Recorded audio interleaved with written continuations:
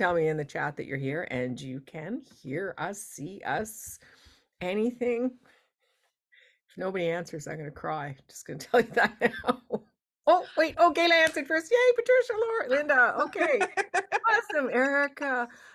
Achilles. Wait, William. Wow, I went too fast. Liz, Bridget, Pam. Pam. Hi, Pam. Sherry, Lisa. Lisa, who presented. Kara.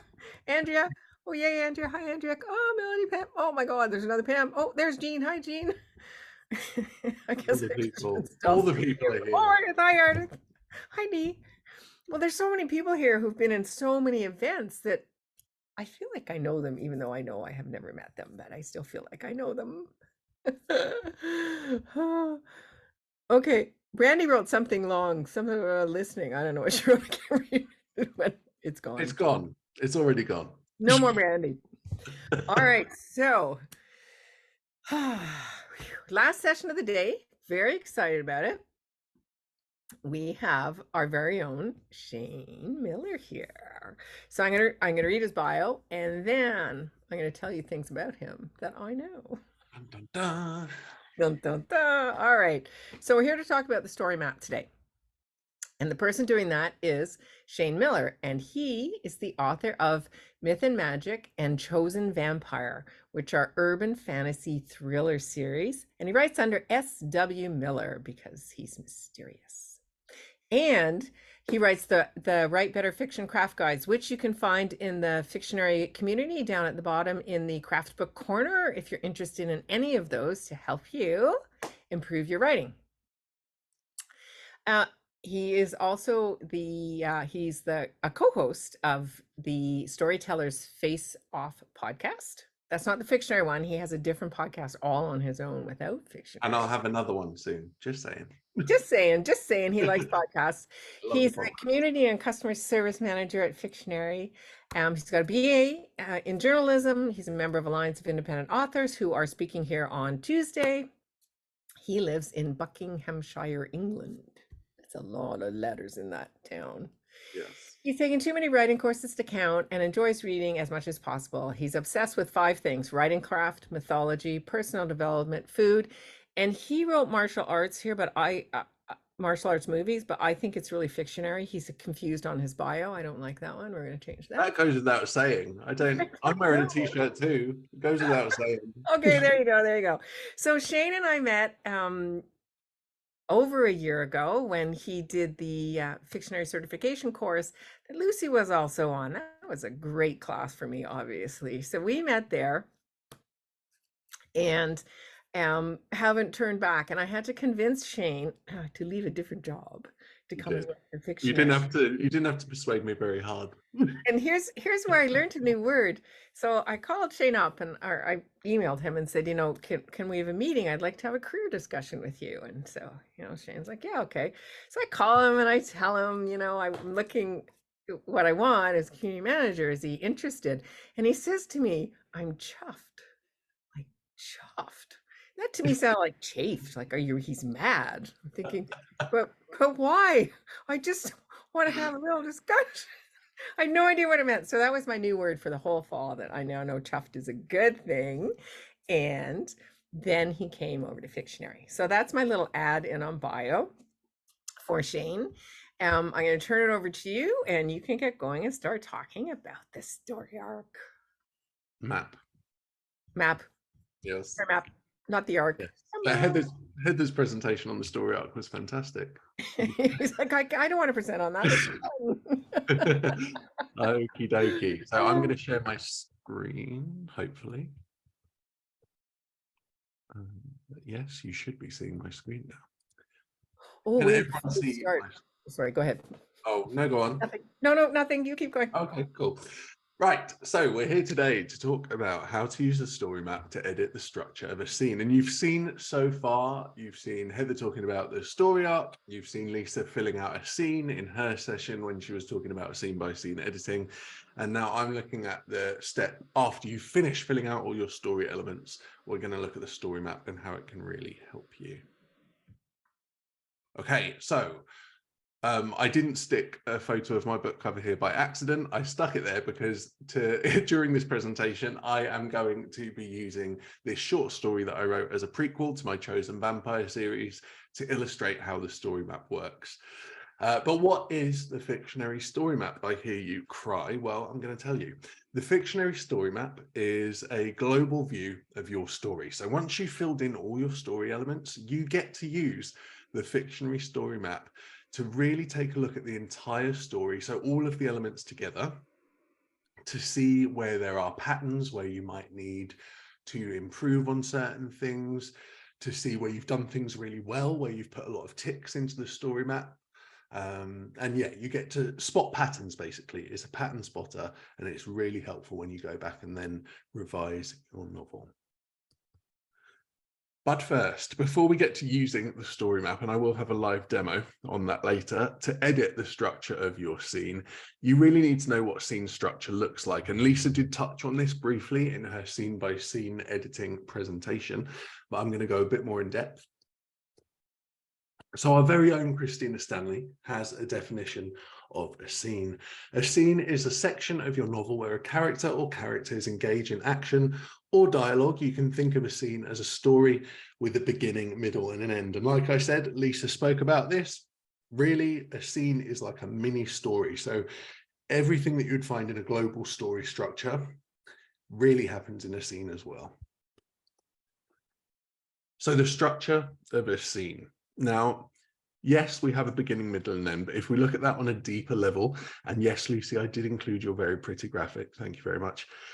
We have the entry hook of a scene. We have the point of view goal. Every scene needs a goal. I'll come to that in a moment. We have the middle of the scene, tricky to get right, but really good if done well.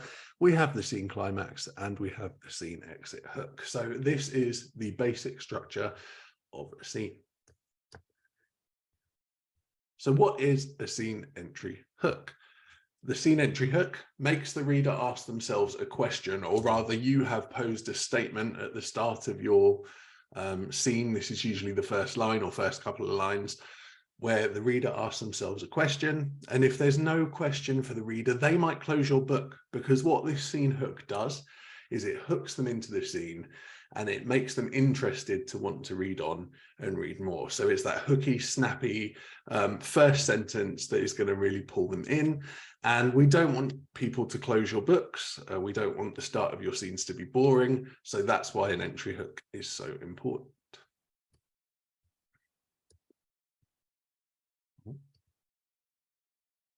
Sorry, got a bit click happy there.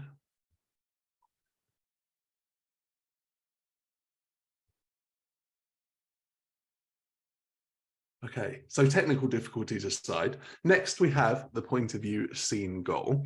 So once you've hooked your readers in, they need to know what your main character wants, or your point of view character wants. It's not always your protagonist narrating a scene. If your point of view character doesn't actually want anything, then there's no point of view goal. And that means that your scene lacks purpose. And when we say lacks purpose, if your character is just wandering around aimlessly and they don't actually want anything, then you don't have a scene, because they need to be pursuing something. Once you've hooked them in, get them pursuing something really, really quickly. Next up, the scene middle. Much like the middle point that Heather was talking about in the story arc presentation earlier, this is a turning point or a complication in the middle of the scene that ups the stakes. It changes the emotional tone of the scene. It forces your protagonist or point of view character to act on whatever information they've just received.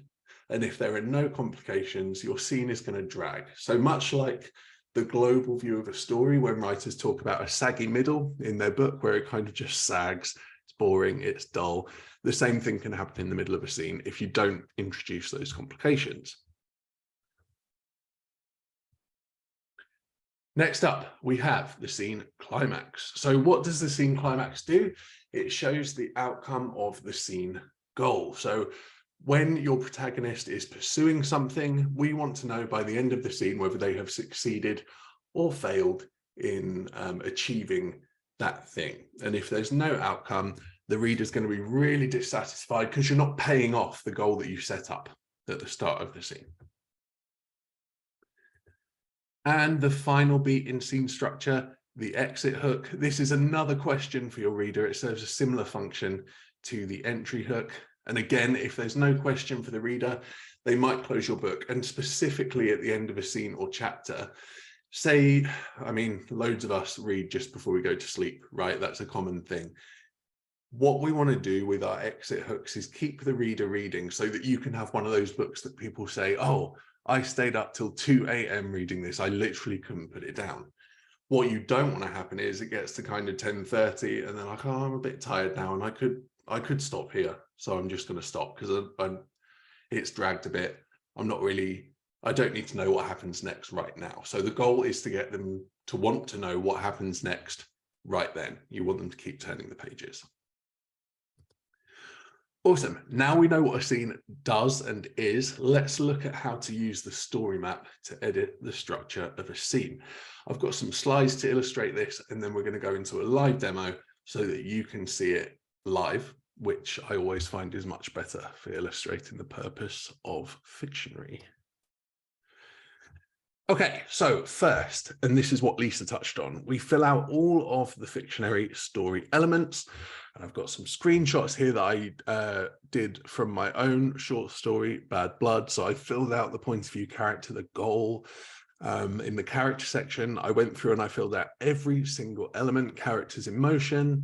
In the plot section, scene name, you filled it all out. Settings, you know whether you've used sight, smells, taste, touch. I can see that I haven't used weather in this one, and that's crucial because this scene is set outside and it's the first scene in this world, so there really should be some weather in there.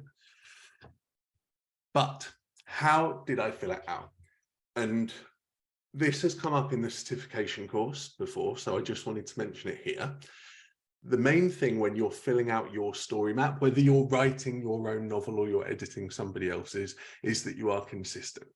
So what I tend to do when I'm doing my own books is I have a key in my mind that if I put a tick in a box, it means something is excellently done. And I will say that to myself or to my client, whether I'm writing or editing. If I put a cross, I didn't find it. If I put I don't know, it needs work. And then for some of the story elements, I will type in a sentence that refers to exactly what the writer's done. So if I'm filling out the backstory element, for example, I will pop in a sentence that tells exactly what that backstory is that the writer's divulged. Okay, so quick reminder, structure of a scene, entry hook, point of view goal, scene middle, scene climax, and exit hook. And you can look at all of these things within the story map, which we'll come to in a moment. So how do we evaluate each of these? So if we look at evaluating scene entry hooks, what you want to do on the story map, which I'll show you live in a moment, is find the entry hook element or filter to the entry hook element if you just want to see that specific element and you don't want to get distracted by anything else. And then using this, you can see whether you have an issue and investigate. So remember, I said when I filled this out, a tick meant I'd done it well, and a cross meant I hadn't done it so well, or the hook was not present. And you can see I've highlighted the entry hook line there. 3 of the scenes when I first drafted the short story didn't actually have an entry hook.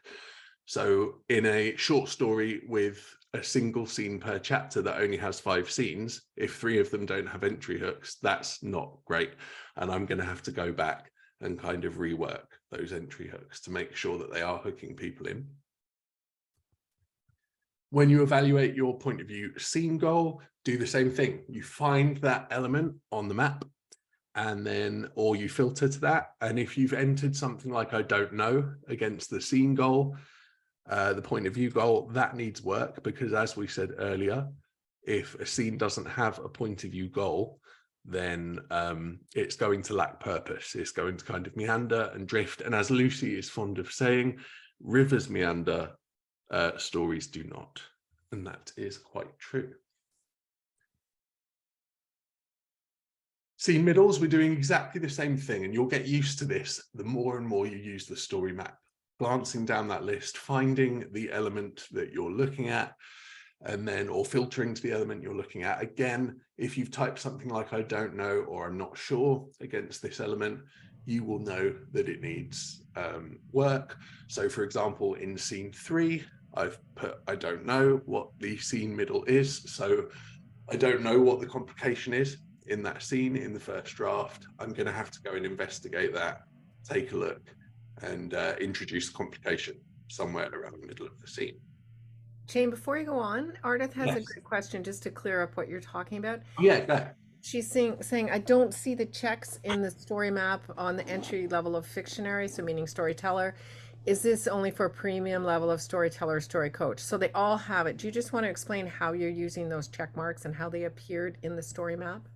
Oh yeah, certainly. And I will do that in the live. So when I fill out a character element, I'll use the shortcut on my keyboard for the tick. So it's not something that's built into Fictionary. So you're entering the ticks or crosses as you go.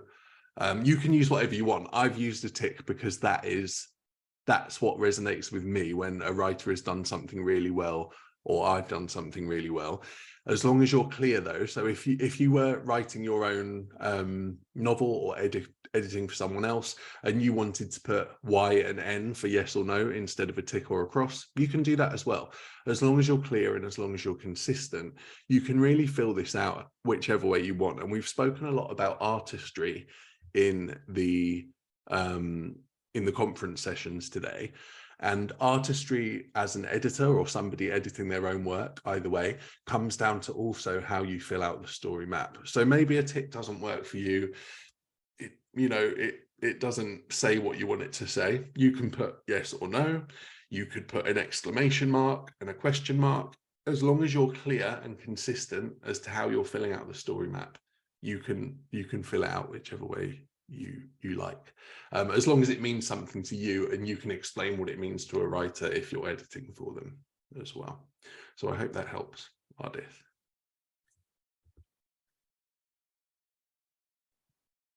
And again, scene climaxes. So this is whether you've resolved the story goal or not.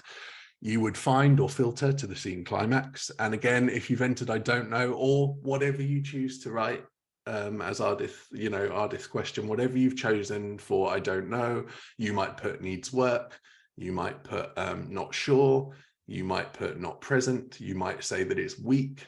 You could grade these. You could say the climax is weak, the climax is unclear, you can word it however you want, really. And you would look through these, and again, you can see in scene 5 here, I've said that I don't know what the scene climax is, so I know that's going to need work. And finally, evaluating scene exit hooks. I'm sure you're getting the feel for this now, but repetition is, it's going to help you learn. But the exit hook, you would filter or find the exit hook. So you're always filtering and finding on the story map. That's the purpose. That's what it's for. And you can see whether you have an issue and investigate. So again, scene 1 and scene 5, I've entered a cross in those boxes. So I know that they are the scenes that are going to need work. But I also know on the flip side of that scene 2, 3, and 4 have good exit hooks. So I know that I can write an exit hook. It's just that maybe these couple of scenes need work. And that's another really great point about the story map. Not only does it show you, and I've mentioned this, but not only does it show you where you need to improve, it also shows you where you're doing really well. So as a writer, that is key, because how often do we just focus on the bad things? We can't be objective when it's our own work. And that's why self-editing is so hard. But the story map allows you to be objective, because you can take that global view and you can see, oh, actually, I'm not as bad at coming up with a point of view goal as I thought I was. I'm actually pretty good at that. So that's a strength of mine. That's good. However, I'm not so great with entry hooks. So maybe that is something that I need to work on. And Fictionary has all the advice built in as well. So you'll get your advice as you write, which is fantastic. And I will show you that in a moment as well. Okay, that moment has arrived. The story map demo. So I'm just going to unshare and reshare, and we'll pretend that this is a really seamless transition between my presentation and the app. One moment. Okie dokie. Yeah, like I said, the best way to kind of demonstrate how this all works, and you've seen it in multiple presentations, is showing it live. And the story map is one of my favorite things, so I'm excited to share this with you.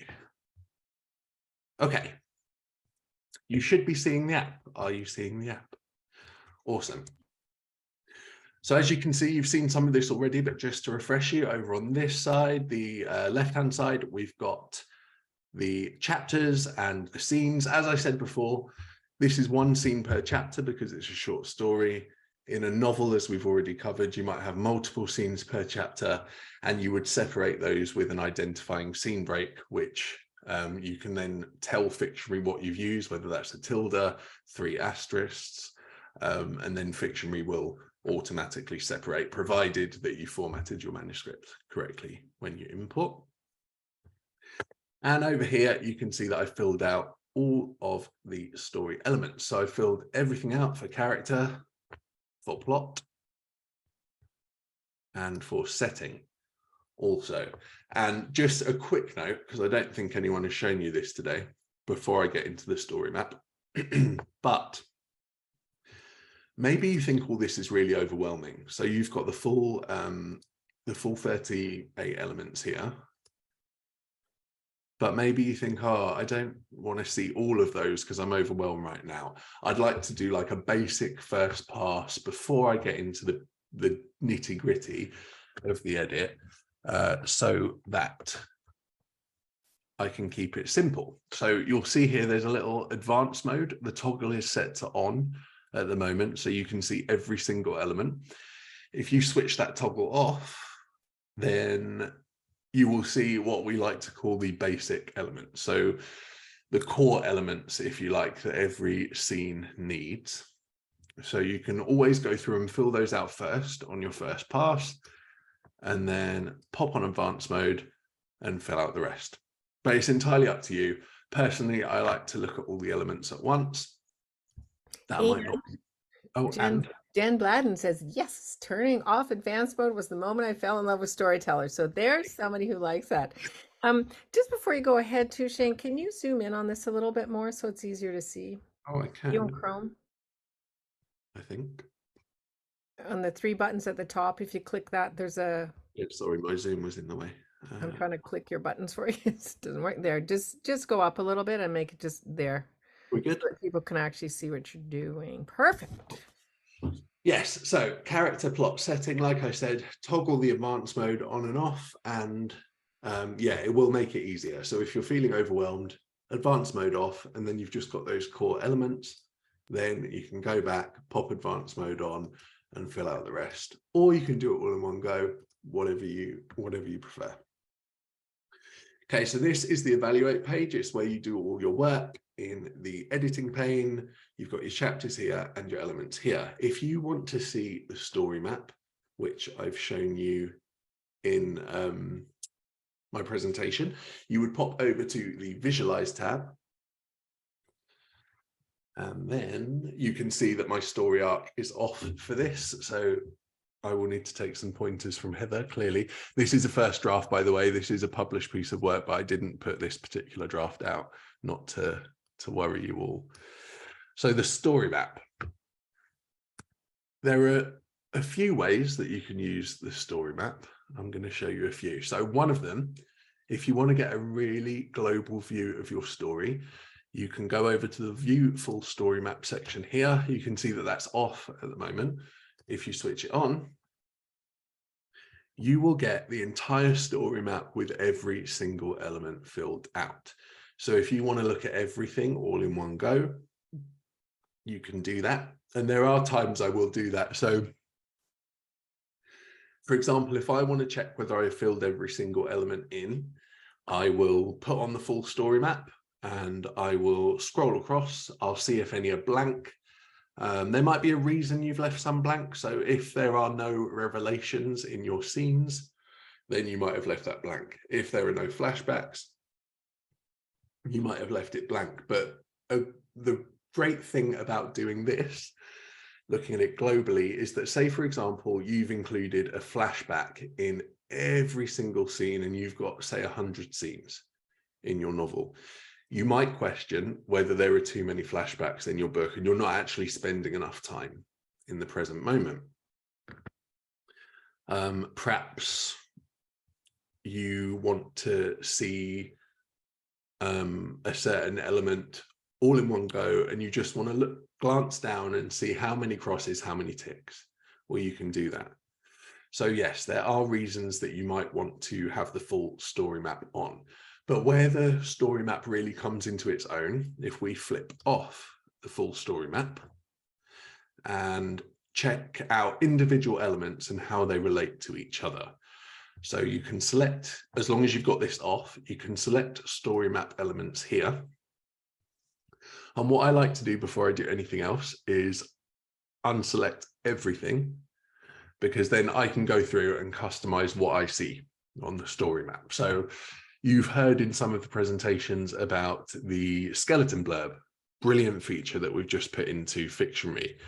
One thing you can do with the story map is take that skeleton blurb and apply it to each scene and see whether you actually have a workable story, which is what the skeleton blurb really is for each scene.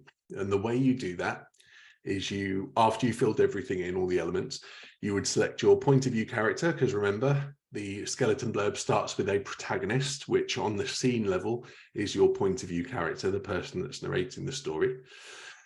Every scene, just like the main skeleton blurb, must have a goal. So a character must do something. And the other thing that a skeleton blurb has is stakes. And so stakes in this instance is what if goal fails. So when I use this element, I will go through and I'll make a statement about what would happen if a particular goal were to fail. And this is the stakes that's in a skeleton blurb. So once I've selected those, I can see that in scene 1, Hunter must defeat the humans, otherwise they will kidnap him. Now you've got your protagonist, you've got your goal, you've got your stakes. Scene 2, Hunter must escape the cell or he will be in life-threatening danger. So all of these, all the skeleton blurbs you can apply to the scene level so that you can see whether your scene works as a story. Hunter must be with Livy in the afterlife or he'll never be happy again. And obviously these will, the goals and stakes that you put in will differ depending on what type of story that you're writing. Stakes don't have to be high stakes, like obviously this is a life and death stakes story.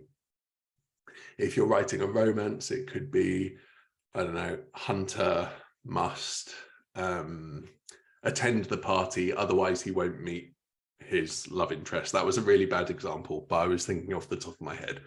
So whatever you fill in, you'll be able to see whether it's a cohesive mini story for your scene. So that's one way that you can use the story map with these elements in conjunction.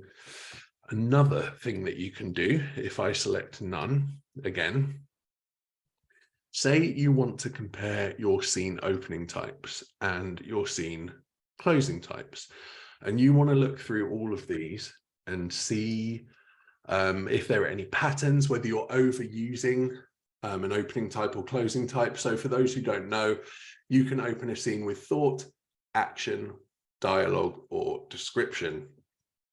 So if you open too many scenes with thought all in a row, that's going to become tedious for readers, and that might be another reason they close your book. So for example, my scene 1 opens with thought and closes with thought. I might want to vary that so that it closes with dialogue, so that it's not too repetitive. And that's really what the story map is for. When you're looking at elements like this, you're trying to see whether there are too many repetitions of the same type of opening and closing in this instance. So because this story is so short, having 2 scenes in a row that start with action, maybe I don't want to do that. Perhaps I want to go back and start this one with dialogue, for example. Obviously, depending on how long your novel is, will kind of dictate how much repetition you can get away with. But generally speaking, in Fictionary, if you're working on a full-length novel, we would recommend that so with something like this, with an opening type, if you've kind of started 3 or more scenes in a row with description, for example, that's going to get repetitive. And a brilliant thing you can do is also compare closing types to opening types from scene to scene. So if you say you close every single scene with thought and you open every single scene with thought, that's also going to get repetitive for your readers, having the same closing and opening types back to back. So that's another way you can look at the story map. Another great thing, and this is probably my favorite thing you can do with the story map, but I think that's because I'm a bit of a setting nerd. This probably won't be the same for everyone, but you can select all your senses in one go, like so. So sights, smells, sounds, tastes, touch. So if you're doing a setting pass, and that's how I tend to work my edits, I'll do a character pass, a plot pass, and a setting pass, and I limit myself to those 3 edits when I'm writing a story of my own. You'll be able to easily glance across the story map and see where your sensory descriptions might need improvement. So I can see that in none of my scenes have I included taste. Now, if that's the case, I'm going to want to go back and think of ways that I can include taste in my novel. So, for example, I know there's a scene in this novel where my protagonist gets punched in the mouth. And in that scene, he might well taste blood. So I would describe the taste of blood and show that to the reader. It doesn't always have to be food, and I think that's why taste is so underutilized in fiction. We automatically go to food. You can think about how emotion tastes. You can think about how, like I just said, the taste of blood. If somebody gets punched in the mouth, they might well taste blood. And then you can also Before you compare. leave there, Oh, yeah. sorry, I thought you were going to click off the page. Linda has a great question. She says she's been filling out sights, smells, etc. with actual text versus the check marks. Is that necessary and or recommended? I mean, it depends. So the reason I fill it out with ticks and crosses is because obviously I am a Fictionary Certified StoryCoach Editor. When I first started using Fictionary as an editor, I didn't necessarily do this. So I used to do that too. I used to fill out everything with sentences. I didn't ever used to use abbreviations or check marks. One, it depends on what is going to help you most as a writer. So if you feel like ticking it off is enough and you know it's done, you know it's in the scene, that's great, use that. If you feel like you'd like a bit more information, so say for example you identify with your story map or through the course of your edit that you have a particular issue with smell sense, or say you're over repeating a particular smell. So one character wears a certain type of perfume, and every time that character's in a scene, you mention the smell of that perfume. Now that might be a bit overkill. So you might want to make a note of, oh, I've mentioned the smell of this perfume again. See how many times you've mentioned the smell of that perfume and see whether you think it is that it's been overused as a sense. So again, that's where the artistry comes in when you're filling out the map. Personally, I use ticks and crosses now because I've got that out of my system of repeating the same smells and sights over and over. So for me, I don't personally need that much detail on this particular element, but you might find that you do.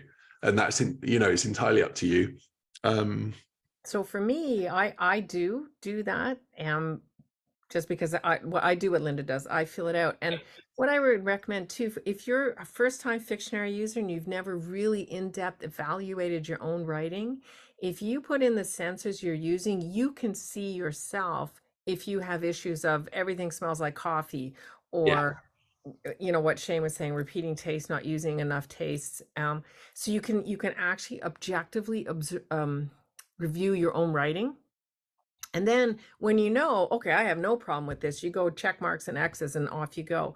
But if you're unsure of your strength as a writer in this area, then I personally, I know it takes more time, but I think it's really worth the self-evaluation to see where you stand using these elements. And for me, my weakest writing is the setting. And so I tend to really hammer in what I'm writing here because I can so quickly just go the lazy route of the same thing hits my mind, and that's what everything tastes like for the whole. I wrote a whole novel with no smell. Ah, so that's a bad thing.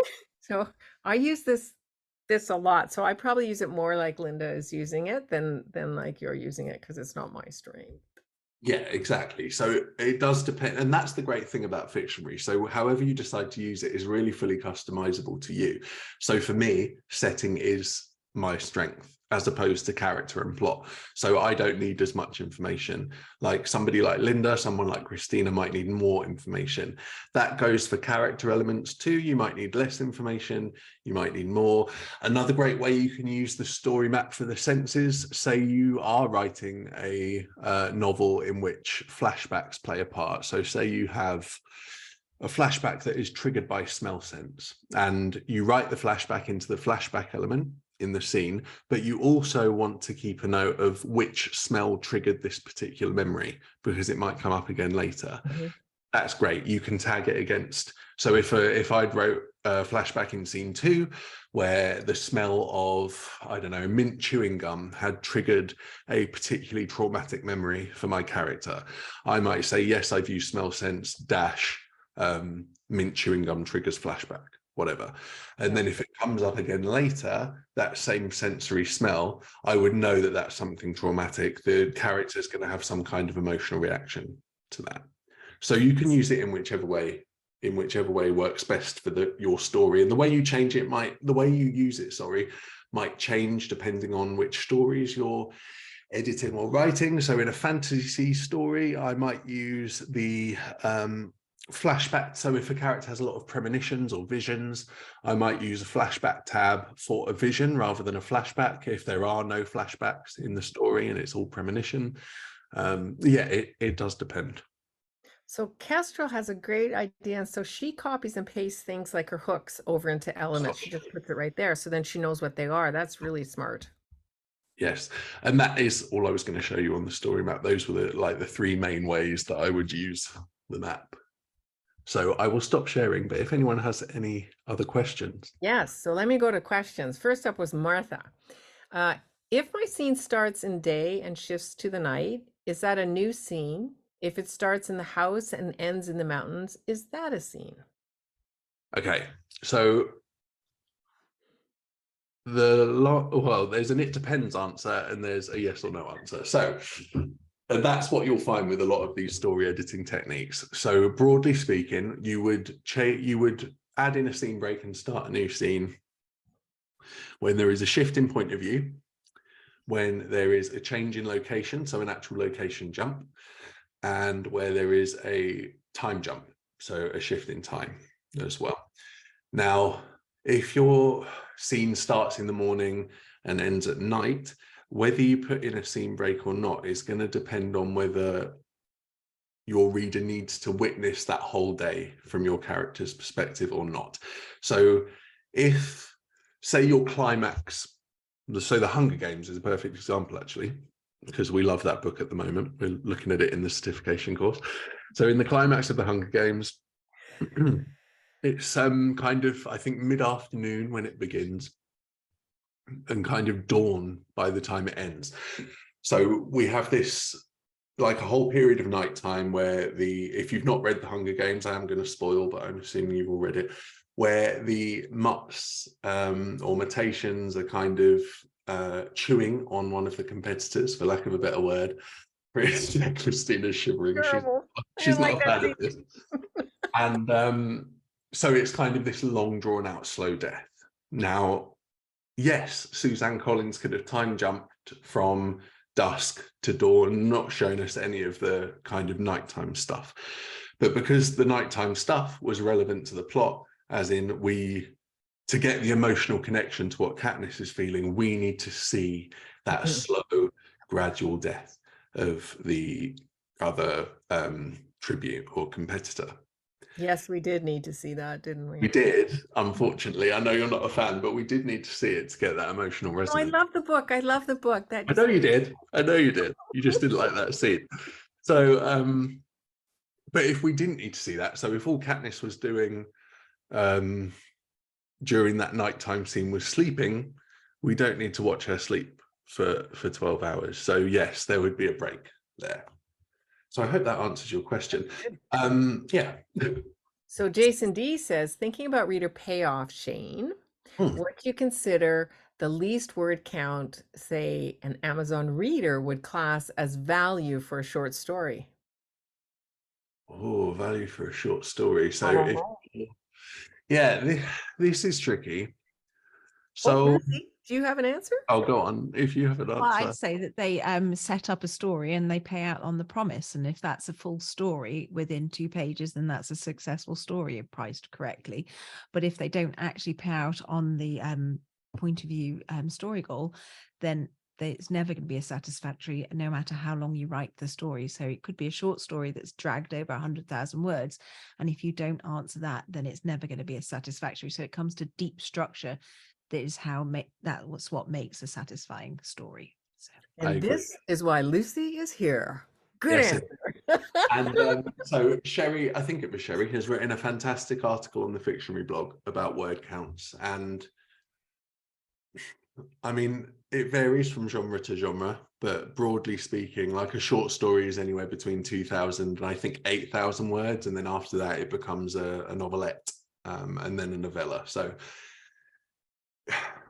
I'd say if you're writing a short story, you want it to be really pacey because it's short. So even if you're writing in a quote unquote slower genre, the action moves faster in a short story because you need to condense, like you're still hitting story beats in a short story, but you need to condense that action. So it's going to be pacey. You have to price correctly, like Lucy was saying. So I wouldn't charge $6.99 for a short story, for example. You would probably charge, a lot of authors charge kind of 99p, $1.99, depending on the length of a short story.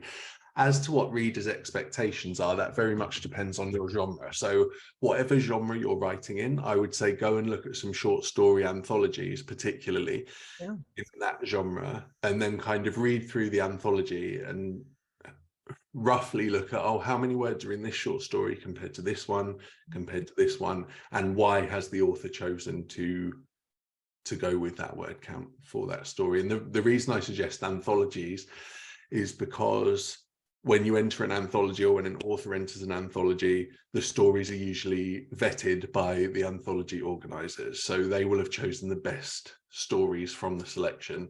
And usually you'll see that word counts broadly match across genre. Yes, Lucy. Aaron Betts asks, when doing the senses, and I know you like this, so we've got this question up because we're running out of time. How many should you have per scene? Is there a rule you should abide by? Is there a rule? I don't know. Are there rules?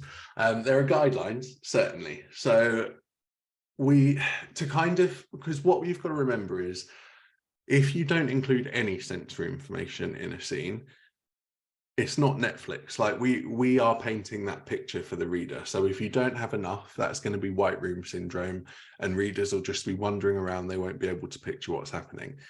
If you have too many, you can overwhelm a reader. So if you're using all 5 senses in every single scene, that can be a bit, oh God, I'm a bit overwhelmed by this. It's too much.